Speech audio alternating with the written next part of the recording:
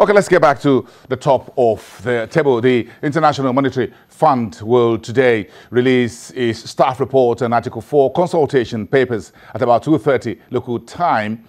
That will be in Washington. The document will detail economic and markets assessments of the Bretton Woods institutions and its outlook on Nigeria's economy.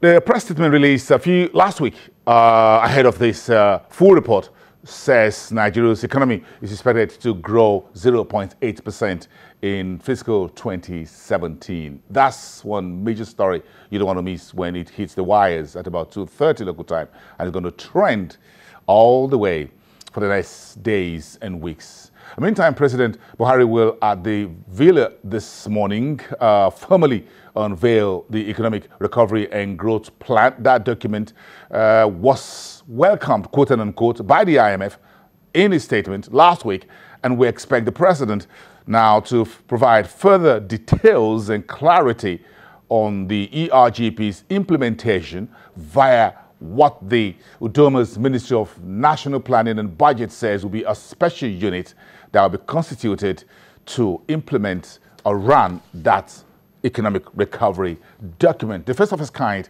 in recent years, with a 4-year tenure of 2017 through to 2020. Now, meantime, the House Committee on Banking and Currency Chairman, Honorable Jones Oyeyeri, has read a riot act to the federal government, the Ministry of Finance, and the Central Bank over the debtors of the Asset Management Corporation of Nigeria, called AMCON. The House Committee says the federal government, quote, quote, it will not be desirable to continue to patronize individuals and companies who are hugely indebted to AMCON while the companies refuse to repay their debts. The chairman also says the Ministry of Finance should deduct at source the value of the debts owed by such debtor companies or individuals with expected receivables they get from the government. And also, the central bank was told to claw back all the wrongly declared loans by commercial banks into those financial institutions, reload them back to those lenders to enable AMCON cover its funding gap. The Banking and Currency Committee Chairman says the banks are now making profit, so they should pay up on those monies. Let's get back to the markets, and you can see the news around Forty Oil, Seplat, and Owendo. But let's start with the Big Seven and try to quickly give you up to date what's the closing numbers for these Big Seven oil traders on our market on Tuesday. Forty Oil lost about 5.6% on the market, finishing off at 45. The rest were largely unchanged. Mobil still unchanged. MRS unchanged. Owendo climbed about 6.28% on a strong volume, nearly almost 4.6 million ordinary shares on the day. Owendo reported its 2016 financials to the market, climbed to 5.25 at the end of the market. Seplat shaved off 0.25% at 395, and Total sitting unchanged at 260. But the big news yesterday was around Owendo reporting its 2016 numbers, a 51% jump in earnings before interest, depreciation, and amortization. That's what EBITDA stands for. Earnings before interest, taxes, depreciation, and amortization.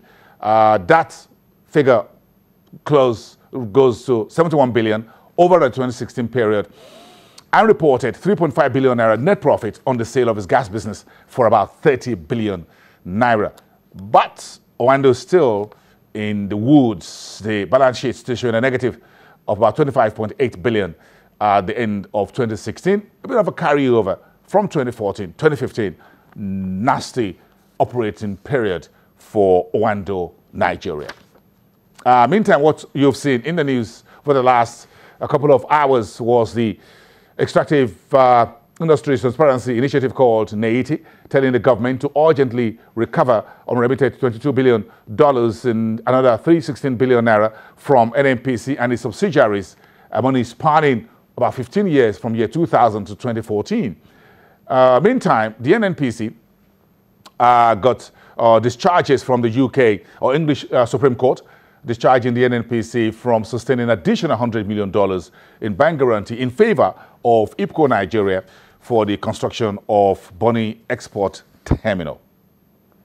So we're sticking with the oil and gas sector. So where is the petroleum industry bill is still being kicked around? So let's kick this conversation around a little bit with Dolapo Oni, who is the head of energy research at EcoBank, and he's joining us via Skype from downtown Lagos. Dolapo, good morning. Thanks for coming through on the program.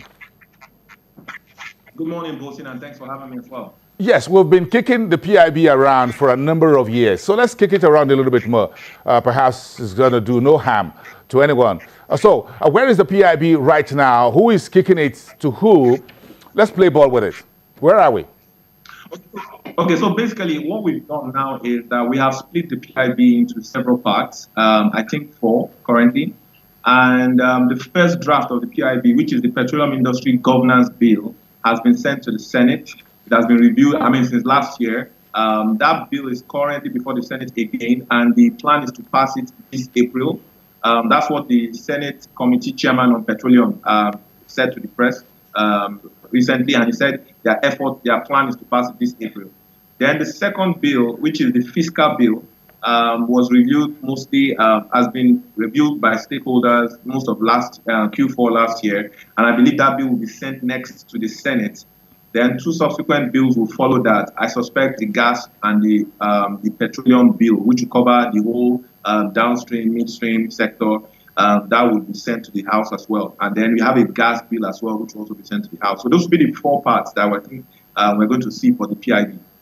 Dolapo Oni, in your honest and sincere professional assessment, do you think splitting this document around, the PIB around, will resolve the key problem of corruption culture club in the oil and gas industry in Nigeria?